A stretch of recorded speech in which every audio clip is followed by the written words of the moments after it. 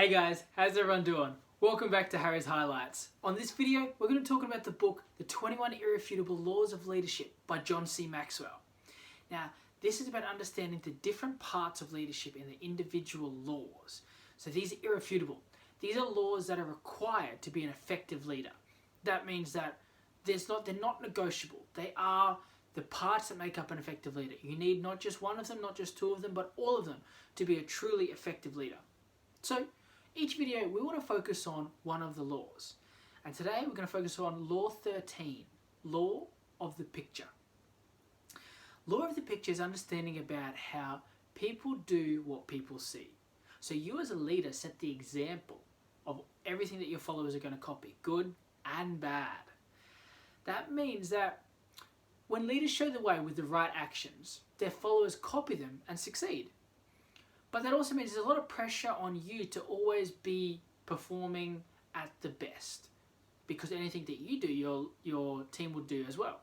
So if you're not performing at your best, they're not going to perform at the best. If you're not doing the right things, they're not going to do the right things. If you do the wrong things, you can bet that they're also going to do the wrong things. Now, great leaders always seem to have two qualities. They're highly visionary and highly practical. Now, this is because it's a common trend that they all seem to have, and it's because you need vision to see past the immediate. You need to be able to see the whole picture. You need to be able to see everything that needs to happen, where it's going to eventually end up, what you want to achieve, and then basically communicate that to your team and model it. So not just let them know, you need to embody what it is that you're saying. So if you're saying that we need to go there, we're going to end up there, but we're going to have to train harder to make it happen, you first need to be training harder to make it happen. The buck stops with you. So when you think about it, that means leaders are paid to be dreamers. They're paid to see the bigger picture, the bigger goal, the further down the track than what others are looking at. That also means the higher you go in leadership, the more you work, it's all about the future. That means that you're always looking further and further ahead the higher you climb, which makes sense. If you think about it, the higher you climb, the better the view you have. The better the view you have, the further you can see. So understanding that, you understand why all great leaders are highly visionary. They've understood that it's their job to see further than the rest of the others, communicate it to what is coming up ahead, where they want the team to eventually end up, and then model what needs to be done to make that happen. They need to be the first one putting their foot forward with, this is how things should be done. This is how you should follow. Second one there is about being highly practical. Now this was understanding that you need to be practical to make sure that there's action. Because there's no point if you've got all this vision and no action behind it. There's no point if you're modeling it all yourself, but you're not encouraging your team or showing your team how to do it as well. It's one thing, they might see what you're doing, but they might feel like, oh, I couldn't do that, I don't know how to do that. So the part of them being practical is they not only see what's ahead, do what needs to be done to get further ahead, they teach their team how to do it as well. So that means that it's the leader's responsibility to make sure their followers take action. So even though your followers will follow and copy what you do, there's also levels of uncertainty for them. So you need to be making sure that you're working with them to help them take action so they can move forward. So everything comes together. Those two things are the main qualities that a lot of great leaders have. They're highly visionary, but they're also highly practical. That also means good leaders are always conscious of the fact that they're setting the example. So others copy for better and for worse. That means that anything that you're doing, if you're having a bad day and you're showing a bad attitude, your followers recognize that. So when I have a bad day, I can then have a bad attitude. If you're having a bad day but you're still choosing to handle it with class, with positivity, then your team will also recognize that, look how mature you're being, I should also embody that maturement. When I'm having a bad day, I should be acting in the same way, with class and with positivity. So it means that there is pressure on you, but when you're conscious of it, it makes you a better person because you're consciously striving, so your team is constantly striving, you're in a constant environment of positive change. But it also means that, that doesn't mean that leaders have all the answers. You know, there's plenty of times where things will happen where leaders won't know what to do. They would be uncertain. They won't always have the right answers. But in saying that, you still need to be able to lead during times of uncertainty. Your followers look to you on what to do next. So even if you don't have the answers, you still need to be able to make decisions. You need to be able to move the team forward. Even if you yourself don't actually know, based on your leadership and your experience and your vision, you can make certain decisions on the fly. You can react and be proactive and respond to certain situations, even during times of uncertainty. That means that your team will recognize that, and you can afford to be uncertain. You just can't afford to be unclear. So people won't follow fuzzy leadership.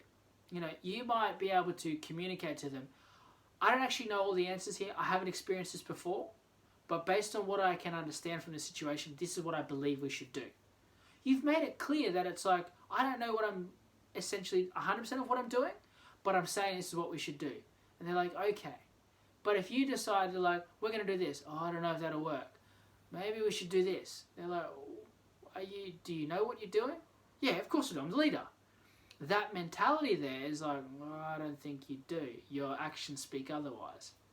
But if you're clear that this is new territory for me, haven't experienced this before, but I want you to know I'm going to do my very best based on my experience and my leadership skills to lead us through these times of uncertainty, through this struggle and suffering. And I hope that you will all still follow me, even though in these times of uncertainty, the best I can do is be clear about what I do and what I know and what I don't know. People go, yeah, absolutely. You know what? You've been upfront with it all. Let's work together to make this happen.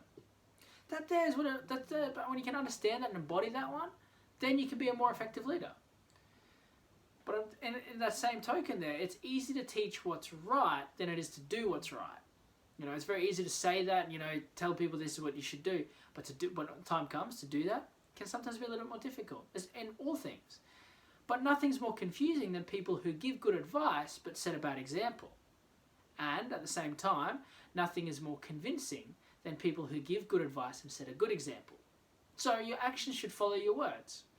You know, anything you say, follow through with them, and your actions, and people will say, he's congruent, he lines up with what he's saying, or she lines up with what she's saying. Whatever it may be, they understand that what you practice, what you preach. So many leaders are like bad travel agents though.